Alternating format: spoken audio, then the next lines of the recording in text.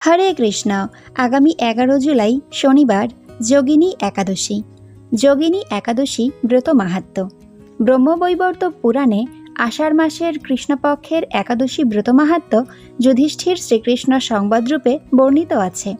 যুধিষ্ঠির বললেন, হে বাসুদেব, আষাঢ় মাসের কৃষ্ণপক্ষিয়া একাদশী মাহাত্ম্য কৃপাপূর্বক আমাকে বলুন। শ্রীকৃষ্ণ বললেন, হে মহারাজ, সকল পাপ বিনাশিনী ও মুক্তিপ্রদ এই উত্তম ব্রতের কথা বলছি, আপনি শ্রবণ করুন। আষাঢ় মাসের কৃষ্ণপক্ষিয়া একাদশী যোগিনী নামে খ্যাত। মহাপাপ নাশকারী এই তিথি ভবসাগরে পতিত মানুষের উদ্ধার লাভের একমাত্র নৌকাস্বরূপ। ব্রত পালনকারীদের পক্ষে এটি সর্বশ্রেষ্ঠ ব্রত বলে প্রসিদ্ধ। এই প্রসঙ্গে আপনাকে একটি পবিত্র পৌরাণিক কাহিনী বলছি। অলকানগরে শিবভক্ত পরায়ণ কুবের নামে এক রাজা ছিল।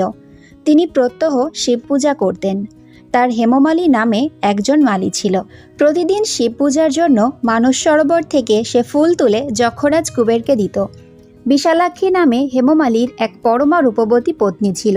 সে তার সুন্দরী পত্নীর প্রতি অত্যন্ত আসক্ত ছিল। একদিন সে তার স্ত্রীর প্রতি কামাসক্ত হয়ে পড়ল। রাজভবনে যাওয়ার কথাও ভুলে গেল। বেলা 2 প্রহর অতীত হলো।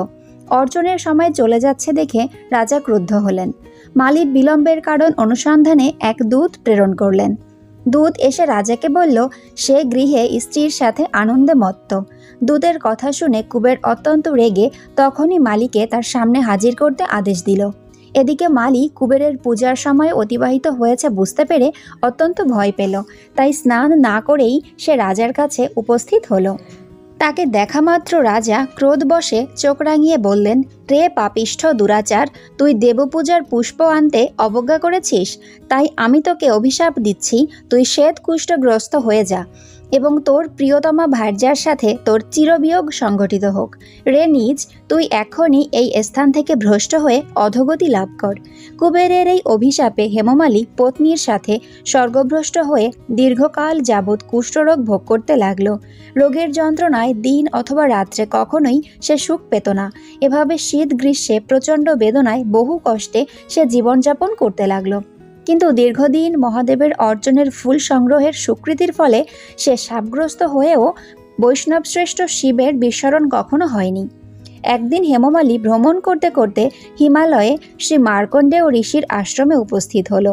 কুষ্ঠরোগে পীড়িত সপত্নী হেমমালীকে দর্শন করে শ্রী মার্কণ্ডেয় তাকে জিজ্ঞাসা করলেন, তুমি কার অভিশাপে এই রকম নিন্দনীয় কুষ্ঠরোগগ্রস্ত হয়েছ? সে উত্তর দিল, হে মুনিবর, রাজা ধনকুবেরের আমি ভৃত্য ছিলাম। আমার নাম হেমমালী। আমি প্রত্যহ মানস সরোবর থেকে ফুল তুলে শিব পূজার জন্য রাজাকে দিতাম। কিন্তু দুর্ভাগ্যক্রমে একদিন স্ত্রীর মনোরঞ্জন হেতু কামাসক্ত হওয়ায় সেই ফুল দিতে বিলম্ব হয়। রাজার অভিশাপে এই রকম দুর্দশাগ্রস্ত হয়েছি। পরোপকারী সাধুগণের স্বাভাবিক কর্ম।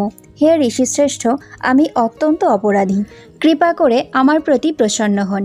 তখন দয়ার্দ্রচিত্ত মার্কণ্ডেয় মুনি বললেন, হে মালী, তোমার মঙ্গলের জন্য শুভ ফল প্রদানকারী এক ব্রতের উপদেশ করছি।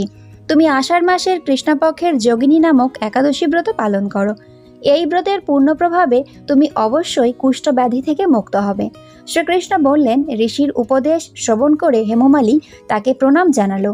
পরে অত্যন্ত আনন্দে ঋষির আদেশ মতো নিষ্ঠার সাথে যোগিনী একাদশী ব্রত পালন করলো। এইভাবে হেমমালী সমস্ত রোগ থেকে মুক্ত হলো ও পত্নী সহ সুখে জীবনযাপন করতে লাগলো। হে মহারাজ যুধিষ্ঠির, আমি আপনার কাছে এই ব্রত উপবাসের মহিমা কীর্তন করলাম। এই ব্রত পালনে 88,000 ব্রাহ্মণকে ভোজন করানোর ফল লাভ হয়। যে ব্যক্তি এই মহাপাপ বিনাশকারী ও পুণ্যফল প্রদায়ী যোগিনী একাদশীর কথা পাঠ ও শ্রবণ করে, সে অচিরেই সর্বপাপ থেকে মুক্ত হবে। হরি বল।